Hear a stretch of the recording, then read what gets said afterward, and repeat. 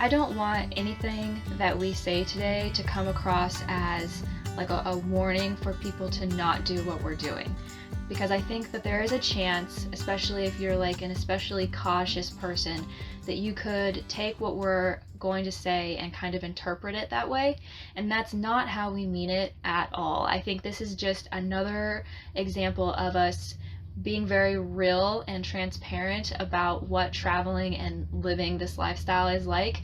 And you don't want a bad experience to ruin this entire thing for you. If you're the kind of person who really wants to do something like this, especially if you're on your own, I don't want what I'm saying, what we're going to talk about, to be like a warning and like, oh, you shouldn't do it, maybe you should reconsider, because that's not it at all. It's just, this is a reality, and it's important to keep that in mind and have your head on a swivel and pay attention to your surroundings. Mm-hmm. And this is the perfect time for us to talk about something like this, because we have been on the road for the last month, and we actually had an experience about a week and a half ago that reinforced for us the importance of having safety as a priority. And this is not like a new thing. This is something that comes up for everyone sooner or later whenever you are traveling. And so I think for us to kind of add our perspective in is a good idea, because I don't think that you can be too careful, especially if you are traveling solo. But even if it's you and another person, I mean, shit happens. It's a big wide world, and you don't need us to tell you that not everybody has your best interests at heart. But that doesn't mean that you can't enjoy the road, and that doesn't mean that there aren't good things about it. Mm-hmm. So I want to put that little bit of a disclaimer out there first. We'll start with the story first, and then kind of give you our perspective on everything and why we value the things that we do. And this story perfectly illustrates it. So yeah, I'll let you tell the story, and then we'll get into it. Thank you. You're welcome. So we've traveled from Texas to Idaho, where we are now. We've gone through a lot of remote areas. We've gone through unfamiliar areas, mm-hmm. also, and that's a big thing that I want to hit on. But very recently, we were north of Boise, Idaho, and headed to a national forest pull-off, en route to where we're going, our final destination. And we stopped in kind of a valley where it looked like it was going to be the last good cell reception we were going to get. Mm-hmm. And we were on the phone with a friend of ours, and we didn't want to have the call drop. It was a good convo. Mm-hmm. So we pulled on the shoulder, and maybe for 15, 20, 30 minutes, something like that. It wasn't long. No, not crazy long.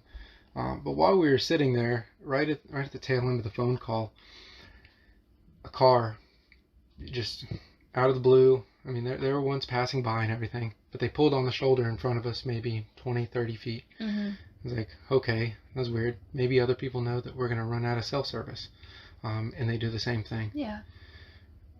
That wasn't super, It wasn't alarming. Yeah, that wasn't alarming. Well, then the reverse lights came on. The next thing in my brain was, okay, maybe they didn't get all the way in park. That's happened to me. That happens plenty of times. So a lot of people, they just sit there with their foot on the brake and not realize it. Well, then the vehicle started backing up. It kept backing up, and right about then, we looked at each other and had about that kind of feeling of, nope, not today. Just put it in drive, rolled away, get away from it, whatever. Mm-hmm. Somebody being weird, maybe they were trying to be helpful, maybe I didn't know. I didn't need to talk to them. I didn't want to talk to them. Mm-hmm. I didn't want to deal with them in any regard. So we drove away. Well, as soon as we did that vehicle that had backed up to us, and I think they fully intended to get all the way up against our bumper, they pulled out mm-hmm. and began following us. Mm-hmm. Freaked me out. Freaked you out, and we were like, what the heck? And we're trying to finish up the phone call we're on, and it was just, we don't know what's going on. That was kind of weird. Not like the craziest things ever happened to us in the world, but yeah, I mean, it was a yellow flag. Yeah, it was weird, but at the same time, like, maybe they were just trying to be helpful, and then we got back on the road, and they were like, okay, never mind, and they just got behind us, and mm-hmm. and okay, like, it was weird. I'm glad we pulled out, didn't hang around, but mm-hmm. I was willing to just kind of let bygones be bygones and forget about it. Yeah. And so then we proceeded through a couple really steep grades. And if you know anything about pulling an RV, you're going super slow because you don't want to overheat your brakes, or you don't want to overheat, components of your engine also. So we were going like 20, 30, 40 miles an hour. And they just zoomed around us, kind of like most people would do when you're going down grades and there's a truck and a trailer going 20 next to you. All right, cool, whatever. Well, we got through that next little town after those grades, and lo and behold, that vehicle was sitting on the shoulder. And as soon as we saw it, we both looked at each other like, weird. And as soon as we passed them, they pulled right back out and got right back behind us. It made the hair on my arm stand up. It made a lot of hair stand up. And okay, what's going on? Are they following us? That was more of a red flag. Okay, so we're just gonna keep driving, go to where we needed to go, and just be mindful of the situation that was going on, that all these random ideas were running through our head about. Well, that vehicle, whenever there was like us, them, and a third vehicle, I noticed they would pull off to the shoulder and let the vehicle behind them pass, because in turn that vehicle would then pass us, and then it was just us and them.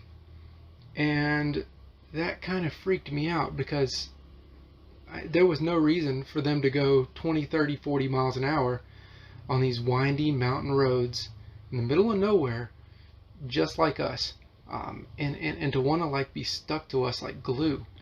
It was like, what are they doing? Is this somebody mad at us? If they were mad, they'd be honking, swerving around, doing something. I didn't know what was happening. My heart started beating a little faster. Well, both of ours did. Yeah. And it's getting dark. Yeah. We're in an unfamiliar area. Reception is spotty. Then it starts to snow. Yeah. Then they pulled away, I think, one more time, and then we passed them again, and they pulled out again. That was like the nail in the coffin, where it's like, okay, this is intentional.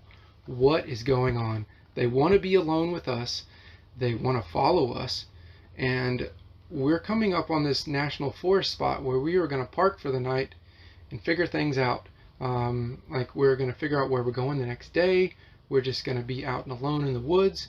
And you and I both had that same feeling of, if we pull over and do not pass where they had, if we had pulled over and not passed where they had been, they would have turned right around and came and found us. 100%. I'm convinced. At this point, it's beyond the hair standing up and beyond mental red flags. We're talking about, it's like, what do we have? Alarms are blaring. Yeah. What do we have in the truck? What can help us?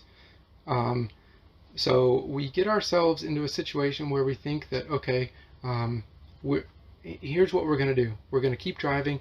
We're not going to stop at this spot. And we're going to continue on this road for like 3 hours. We have a 3-hour drive tomorrow to get to our final destination. And we'll just drive until we get to somewhere. And as soon as we got cell phone service, it was like, all right, if we're not driving, we need to go somewhere. And we put in the address for a sheriff's department in the next big town coming up. There were various little bitty communities with absolutely no resources, but there were no sheriff's office. So we put in the address for the nearest sheriff's office, and then we lost service again. It's like, all right, what are we doing? All right, this is getting freaky, and I feel like there's a chance that what ran through my head is that there's another vehicle out there that's going to pull out and stop us, and then we're going to be trapped. So when we got service again, we called 911. We told them what happened, and they pretty much were like, we are going to get people headed your way. Like, we're taking this seriously. You're telling us all these things. We think it's wrong too. Like, don't stop driving, don't pull over. Don't stop driving, don't pull over. We got people coming your way. And maybe you want to kind of elaborate on some of the things they said. Well, I mean, Huge Also. props to the sheriff's department and the 911 dispatcher. I mean, you and I both have been in situations where we've called the police about something and they like did not take us seriously or kind of just brushed it off. We're just very blasé about it. When you live in high crime areas, that's kind of just the way it is, and it's really unfortunate. And that didn't happen in this situation. They actually took us seriously. And the 911 dispatcher was like, okay, you know, we have your location. Do you have any weapons in the vehicle? And we were like, yes. And she was like, good. Keep driving. Don't pull over. And from the very beginning, it was just very comforting to know that we were being taken seriously. And that helped a ton.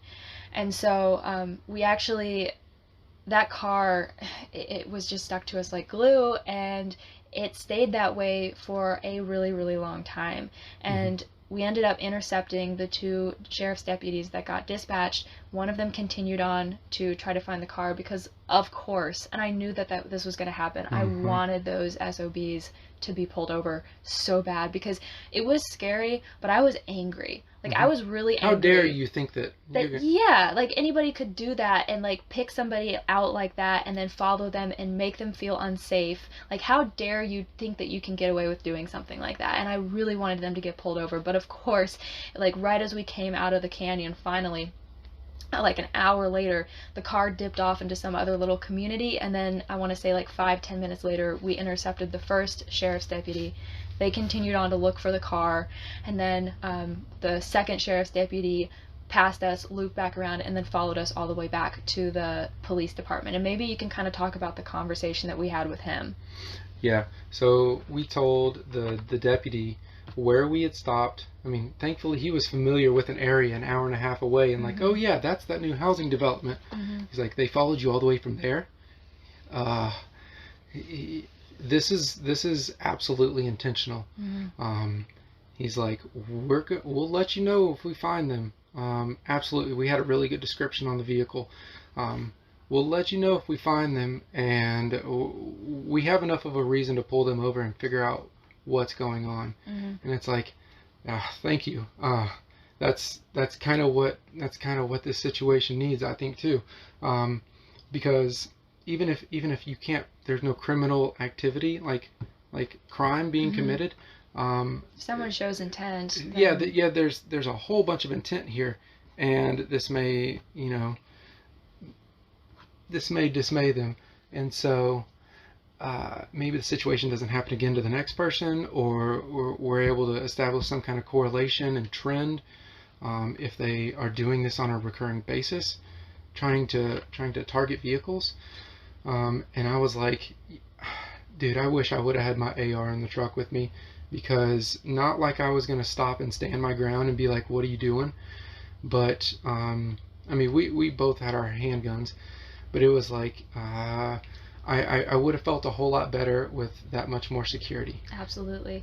It was interesting too. The big part of the reason why they took it so seriously is because the deputy told us that 99% of the like calls to service that they get are about like road related things, either accidents or aggressive drivers or DWIs or whatever.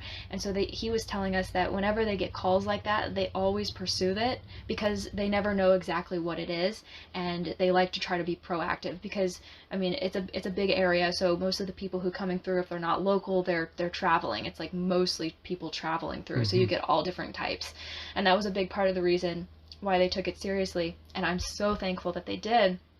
And we ended up giving them a statement, and they had our information, and they said they would call if they ended up finding the vehicle, but we never got a call. So I'm guessing that means they never found them, which sucks because I really wanted them to get found.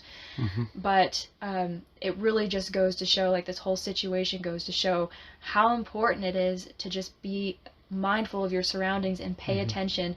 And that's kind of what prompted us doing this episode today, because I think it's a really important thing to talk about. Like, we have friends who are planning on traveling this summer and like planning on traveling through this area, and I messaged one of them the next morning and was like, hey, just so you know, this happened, because she's a solo traveler and she has 2 dogs, but it's just her and her 2 dogs, and she's planning on coming through Idaho. And it's like, people need to know to pay attention.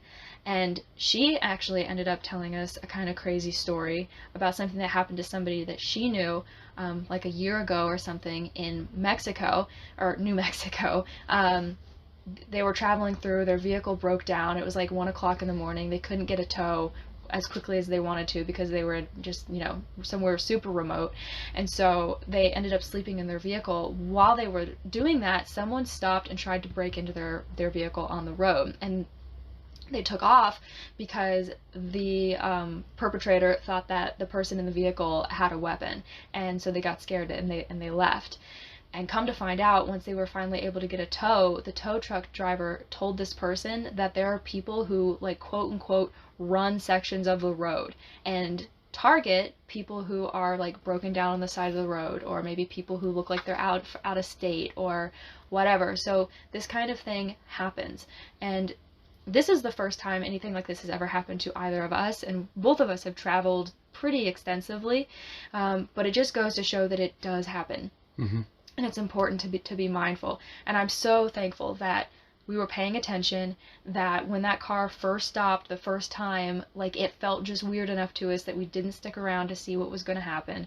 I'm so thankful that the sheriff's department was on top of their game and took us seriously. Like, yeah, on duty at 10, 11 o'clock at night now, and ready to answer the call to service, do their job, and be out there to protect and serve the public. It's just it's a service that I cannot imagine anyone ever thinking that those kinds of services are not necessary in our world, because where there are good people, there are bad people.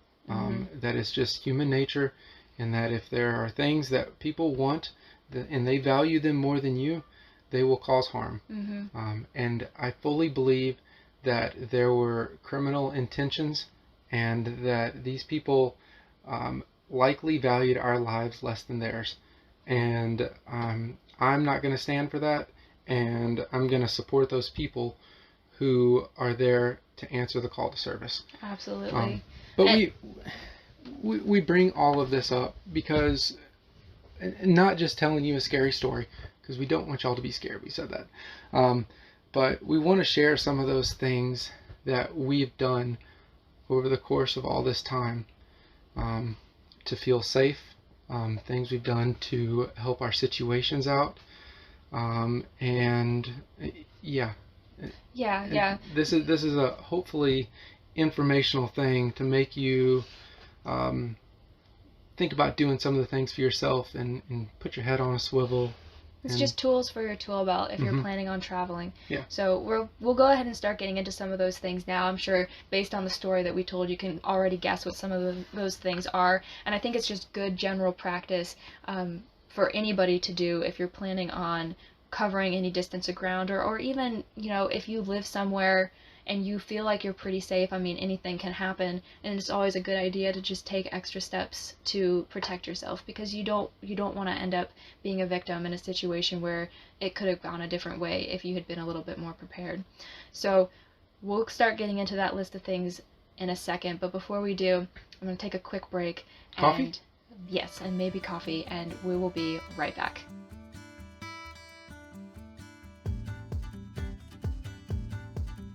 And we are back.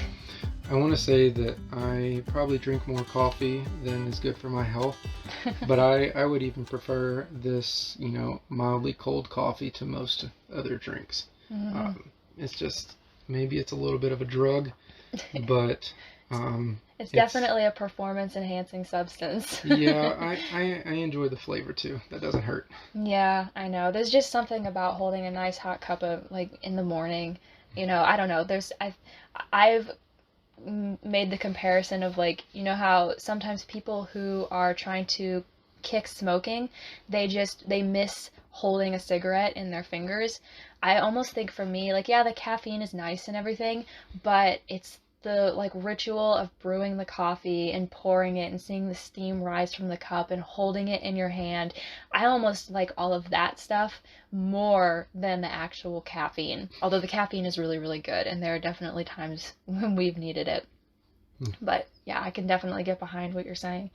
All of that aside, let's go ahead and start talking about the kind of list of things that we do to just feel safe and be safe. Instead of just going on with all these bad events that have happened or could happen, I think this is more of like an informational Absolutely. thing. And so, like you said, we do several things to for one, make us feel safe, but then on another note, legitimately make us, have less chance of being victims. Not be a liability. Yeah, not being liability, being our own biggest advocates and assets. So with that being said, this is just kind of our personality, but we're not really from anywhere. Like, we don't have roots down somewhere right now.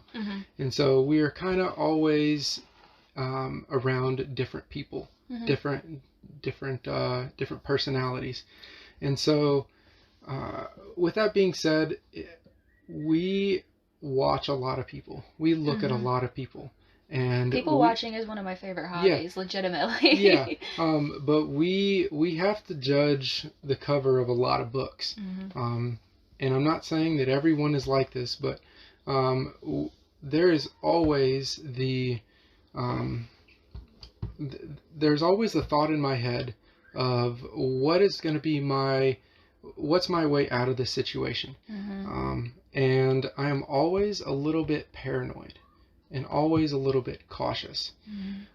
That means if we're in a Cracker Barrel parking lot for the night and gonna have coffee there the next morning, if there's like a car door closed around me, I have no problem with always lifting the blind up to look and turning the light off before I do that, so I'm not silhouetted, because you never know, somebody could be grabbing something out of the bed that they think they want more than we do.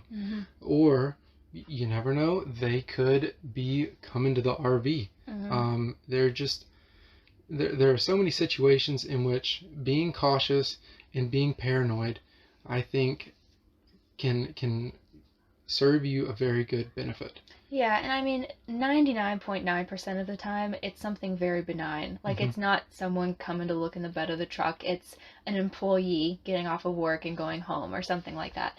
But that one small percent of the time where something might be a little bit hinky, wouldn't you rather know about it and be able to kind of get ahead of something happening rather than being taken by surprise? I know I definitely would. Yeah. And that's a big part of the reason why we are that way. And it's just better to be safe than sorry. Yeah.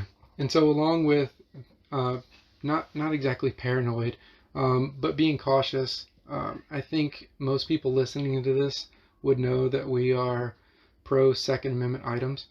And I will always have something with me so that I can, be my own biggest advocate, like I said. And that's because I don't know all these people. I see all the covers of all these books. I don't know what the words say inside. And you're never going to know everybody or everybody's intentions. And so it's like, well, if something goes down, I've got something to help me and you.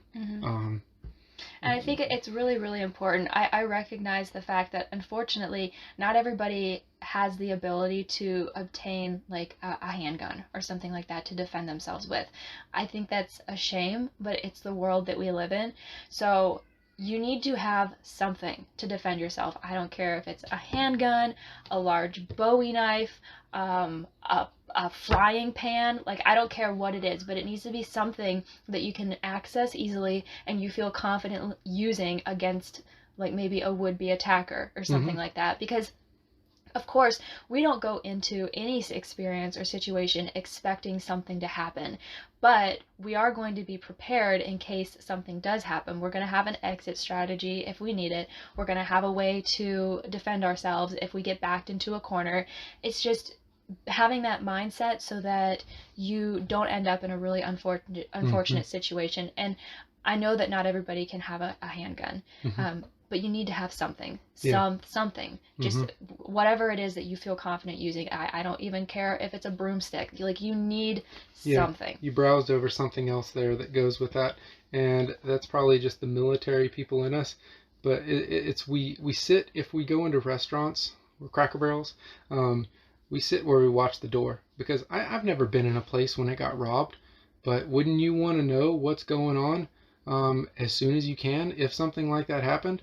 Well, Um, yeah, and not only and, that, but you figure you go into these places and you look like an out of towner. Like, people oh can yeah, tell if you're not yeah, from the area, and I would much rather have my back against a wall than against a whole bunch of people who are like trying to size me up and decide whether or not I have yeah. something worth And taking. I like watching our vehicle Hmm. whenever we are in an area where we have the ability to. Um, that's just the generals of our. I guess it's become our personality is Hmm. because we're in all these areas and we're not exactly the locals. Hmm. Um, very often, if at all. Hmm. But with that being said, getting into something else, we also have the dogs. I think dogs are, or some kind of alert system. Hmm. Maybe you can have cameras on an RV. I know some people do, Hmm. where they can like watch from a bird's eye view anything around them. But we have dogs, and while they're not aggressive or anything, um, our dogs are very good at they hear things way better than we do, and they like letting us know when they hear things that we know we don't know. Hmm. um, and so that is a super invaluable thing. It can sometimes be relatively annoying if it's somebody minding their own business and exercising that's running by, and it's like, hush, hush, hush, you're fine, it's fine, I hear you, I see it, thanks, man. um, but I think that's a pretty good resource to have. It is, absolutely. And I do think that if push came to shove, um, and they needed to, I definitely know Apollo would get Hmm. between us and danger, just because that's definitely his personality. And I know that if I were traveling alone, there's no way I wouldn't have a big dog. I know people love little dogs, and little dogs are a lot more convenient to travel with, maybe, but there's only so much that like a little Chihuahua or a Jack Russell Terrier is going to be able to do, and they don't really send a message. I would much rather have like a Rottweiler or a German Shepherd, especially the breeds that are known for being very, very loyal and very Not prone to defending Yeah, their not home. outwardly aggressive, but you're No. talking about the ones that know who is in their pack and that they will not stand outsiders Hmm. trying to break it apart. Exactly. So that's a bit, I mean, I would have dogs anyway, just because I love animals so much, and it's such a reward to be able to travel with them and have their companionship. But the safety aspect is a big piece of it. And I know for a fact that if somebody is kind of like sizing you up, if you have dogs, they're probably a lot less likely to mess with you, because, That'd be something else they'd yeah, have to deal with. exactly. And that's just another variable that they probably don't want to have to worry about. So that's a huge thing. The other thing, and we started doing this just after this most recent experience, but we probably should have been doing it a lot sooner. I honestly just didn't think about it. But once we had our route figured out, we went ahead and went in and saved all of the locations of sheriff's departments and police departments along our route anywhere nearby, and we just saved them and have them all bookmarked, so that we don't have to worry about like being in a situation where we don't have reception and can't pull up the directions. Like, it's Hmm. already saved in maps. Yeah, if I'm driving, I can usually always find quickly or remember what road we're on. So it's like, all right, I need to keep going north on this highway, and then there's this area that's a larger intersection. I need to turn that way, get close to my resources. And it not like we were in immediate danger whenever this like situation of being followed and whatever we want to call that situation we recently had. Um, but it would have been nice if I could have immediately had all of those things that we have now on my maps, like the locations to go exactly to, Hmm. because you never know when you're gonna have service or not. Hmm. Um, I'm not saying I'm not saying I think it's a great idea to go. If you're traveling from a state on the East Coast to a state on the West Coast, don't go through and painstakingly bookmark every single resource along the way. But if you're not going to be near a big city and you're going to be in places where you might not have service, I think it's a worthwhile investment of your time to try and stack some cards in your favor. And that's all we're trying to do. Yeah, exactly. And I don't know how like Apple Maps works, but with Google Maps, you can go in and you should know this. If you don't know it, go and poke around a little bit. But you can go in and like save locations and bookmark things. Like we do that with boondocking spots. We do that with like places we find that we want to go to at some point. People's addresses. Yeah, people's addresses sync, which is really, really nice. And then also the police departments. And it's just another thing to have in your back pocket in case you need it. Another thing that we do, and we started doing this relatively recently too, and I think you kind of did it by accident and then forgot to turn it off, and then it was like, oh, this is actually a really good idea. Stuart and I have shared our locations with each other. Like the active location. Yeah, like the active location on Google Maps. So whenever I open up the app, there's a little dot with an S on it, and I know that that's Stuart, and then on his, there's a little dot, and that's me. And sharing your location with somebody is a really, really good idea. Even if you are traveling with someone else, just so that somebody on the outside knows where you are. Oh yeah, here's a terrible example that I could think of that hasn't happened, and I hope it never happens. But imagine I'm sitting in the RV and you walk down to that beach along this river and you go and do yoga, and 30 minutes goes by and I kind of look out there and you're not there, and it's like, oh, maybe she picked another spot. But then maybe I wait another 15 minutes, can't find you, and I pull up my maps and it's like, oh, she's over there. A terrible version of that is, what the heck is her location doing going down that highway an hour away now? Yeah. Exactly. It just having somebody on the outside that can kind of keep an eye on you a little bit is a really good idea. I mean, it's like that hiking etiquette thing, you know, if you're going to go out in the wilderness, go hiking or something, you let somebody know, hey, this is where I'm going to be leaving from, this is how long I anticipate being gone, and this is when I'm going to be back, so that if something goes amiss, they can kind of get the ball rolling on trying to find you. It's the same basic principle, just on like a little bit of a broader scale. And I think it's one example of technology that's really, really good, because you can kind of use that to your advantage. So share your location with a friend, with a parent, with somebody who is going to care if something happens to you, and let them know, hey, this is where I'm going to be, this is what I'm doing, just so that you have that like extra layer of accountability and another added piece to the puzzle of safety, you know? Yeah, there's been dozens of times in which I've just sent nothing more than just the coordinates to a group with my family or your family or some friends of ours, just to be like, we out here.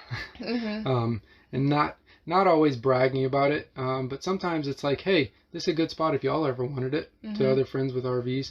But also it's just that safety thing, and it's nice to let people know where you are too. I mean, I think it's important. Yeah, it's just a human kind of way of sending a letter in the mail, to let people know how you're doing in your life and where you're at and all that. So I think the last thing, and this is just a good summary of everything that we've covered, is just try to don't take chances. Like, just try to keep that safety mindset and just don't take chances, because you just never know what's going to happen, and it's too easy to take some of these steps and be a little bit careful and a little bit safer, and then you don't have to worry about things happening, and you can enjoy the experiences that you are having and make those awesome memories and have that positive perspective on everything. All of this stuff, if you're not the kind of person who thinks about these kinds of things frequently, maybe it can feel a little bit overwhelming and a little bit scary and a little bit just like a lot, but it really isn't. When you start putting everything in motion and you have all of those different things in play, it's just more tools for you to use, and it just adds to the overall quality of your life, and it doesn't have to be scary. Yeah. you don't have to go out and basically not trust everybody you ever meet, but you do need to just be aware of your surroundings and the possibilities of things going bad. The world can be a scary place, and there are good things and there are bad things that happen to people that are very tragic. But that does not mean that you cannot live your life. Absolutely. These are just I think it was just for one topical and a very valuable thing to talk about, in being that, you know, we all as people need to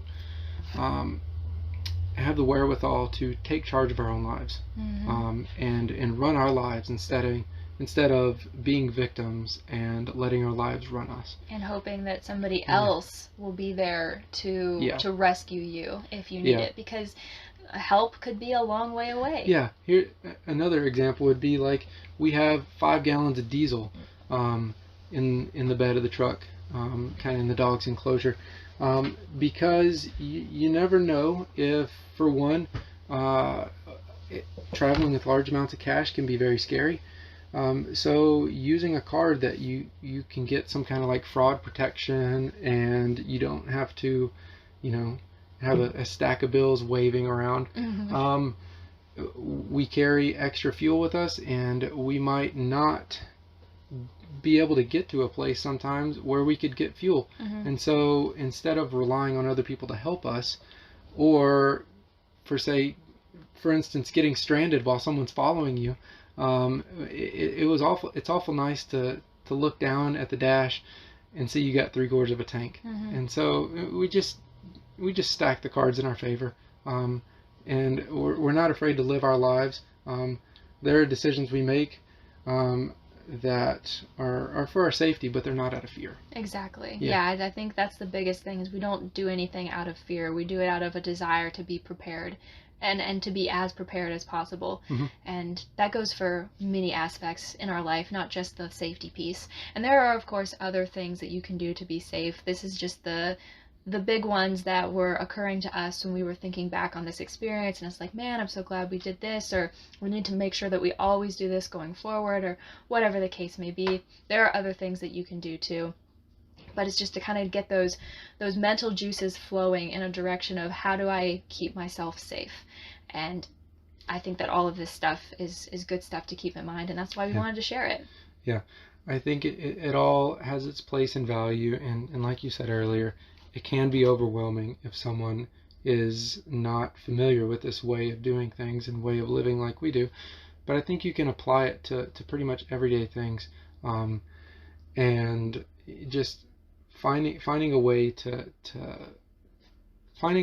protect your value as a person, and your independence is just vital in this day and age. Absolutely. And we hope y'all have found value in this too, because I find value in looking back on it and seeing things that I can change, and seeing things that we did right. Yeah, it's very validating to know that, like, the things that we've done have paid off, and I will never ever again feel bad for like being overly cautious, or being like a little bit suspicious of somebody, because sometimes I will feel kind of bad if I see somebody and I start to kind of like go down that mental path of thinking that maybe they aren't up to any good, and it's like, well, you don't know, like, why are you judging this person prematurely? I will never apologize for that again, because you don't know, like, you just don't know. And I think this experience is a good lesson towards that. So yeah, we hope that this can add value to somebody's life in some way, shape, or form. So, and if there's like some safety piece that you always do, or that you really find useful, absolutely let us know.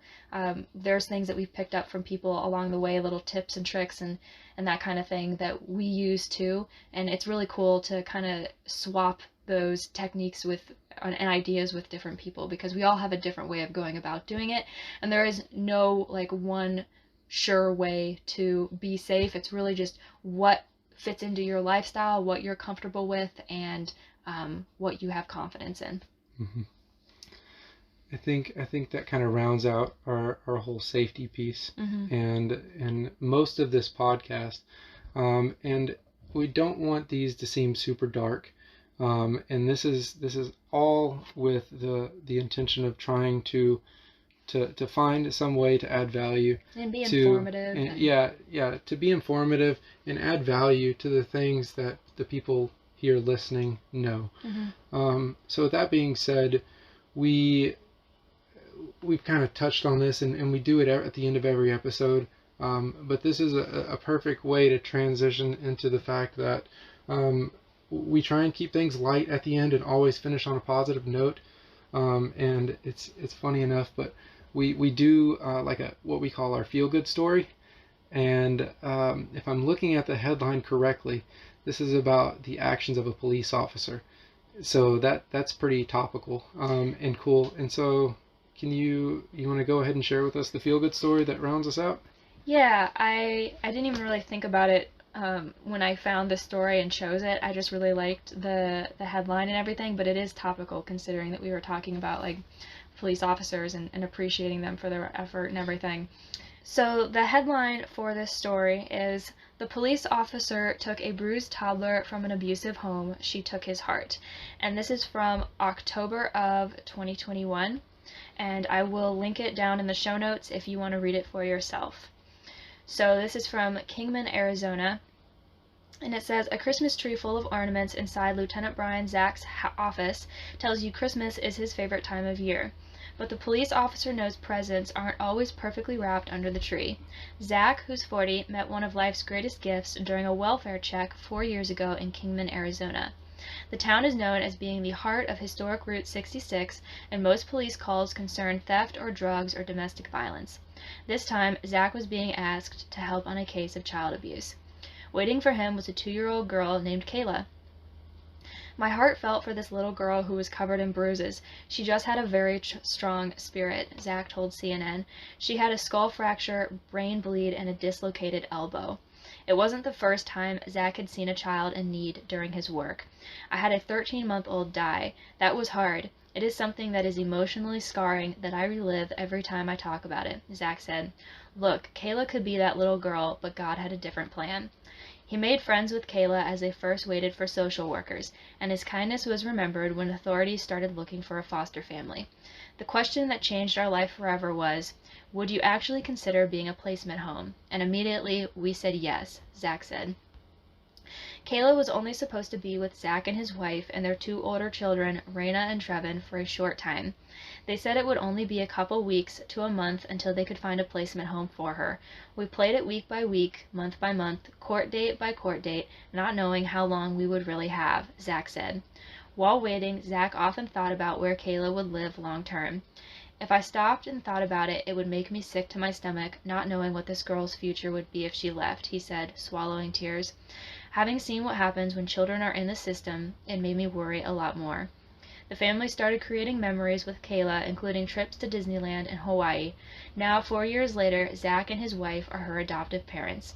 Detective Heath Mosby attended the same high school as Zach, and they became closer friends on the force. "We started out rookies together," he said, and though they knew each other well, Mosby had no idea what was coming for Zach. "I was awestruck. I never heard of any of our officers doing that," he said. "When it came down to adoption, it was like, wow, especially after the journey she went through." "Zach is of great value to the Kingman community," Mosby said. "He's following in the footsteps of his forebears and mentors. His father was a state trooper, and his grandfather was one of the first motorcycle officers for the same agency where Zach is now a lieutenant. Their badges are displayed on a shelf in Zach's office. It is very much in my blood. I feel very fortunate to have the career I've had and help the people that I've helped. You get to see the difference you make. You get to know the people you help, and these are very, very kind people," Zach said. And for those who are on the force and for those who are on the fence about fostering or adopting, Zach says it's one of the best decisions he and his family have made. "Just do it. The process isn't as harsh or overburdened as we thought," Zach said. And there's a picture here of Zach and the little girl, and she looks like she's probably like 5 or 6, like in a restaurant, and it's like a selfie, and she's like having ice cream, and it's just the cutest, most wholesome thing. And I like got chills reading the story. Yeah, I'm sitting here gripping my fist and being like, This is yes. These are the kinds of people that just I can't quite articulate it, but this is the kind of guy that I would love to know. Exactly. Good, wholesome people. Yeah, these are the people that I identify and socialize with when I can. It takes a lot for one to be a police officer.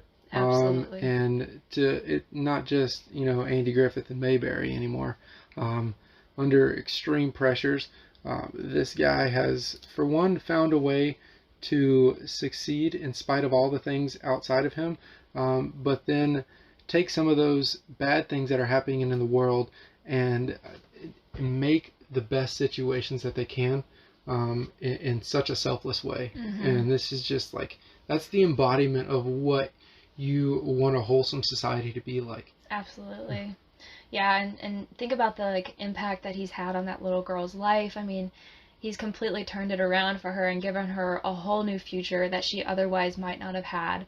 I'm a huge believer in adoption and in fostering, and the system is really, really tough to work with. I know people from growing up who fostered and tried to go through the adoption process, and it is brutal. And it shouldn't be, because you're trying to give a kid a better life. But if you can get through it, it's so rewarding, and you have the opportunity to give somebody a whole new life that they otherwise wouldn't have had. And yeah, the whole story really made me feel warm, and I liked it a lot. So I hope that you guys enjoyed it too, because I think we need to, especially after talking about the kinds of things we were talking about today, it's really important to remember that most people really are good people, and there are people out there who are going above and beyond to try to improve society and make this planet a better place. All day behind the scenes. Absolutely. They're not doing it for glory. Yeah, it's really nice to know. And this is just one of those things that we're sharing, because it's no matter what's going on, or no matter what is going on with us, or no matter what's going on in your world, I understand we all have battles, and there are bad things always happening, but there are always good things happening around us too. And so this is kind of, man, I'm not trying to get too inspirational, but I really, really like these uplifting things that we talk about. They, if nothing else, help me. Me too. Absolutely. So that is where we will leave you for this week. I hope that makes you feel good and positive, and I hope we gave you some food for thought and things that you can take with you going forward. Please, if you haven't already and you've been listening to the podcast for a while, please make sure that you subscribe and rate and review as well. It really does help the podcast out a lot. It lets the algorithm know that this is something that people want to see, and they'll push it out to more people. Maybe share it with somebody that you think would enjoy it, or would enjoy a particular episode that we've covered. And if you would like to connect with us outside of the podcast, you can follow us on Instagram at Maybe We're Just Rambling. I've been posting a lot more on there recently, just because we've been traveling and we've had more content to share. So that's a great way to catch up with us and stay up to speed with everything that we've got going on. But all of that aside, we're trying. This sounds like word vomit, but we're actually doing it now. So there's that. But we're trying to do this on a much more consistent basis. And we appreciate all of you listening, and we hope you will tune in for the next episode. So with that being said, we've been talking for a while, and my name's Stuart. And I'm Rebecca. This has been our ramble.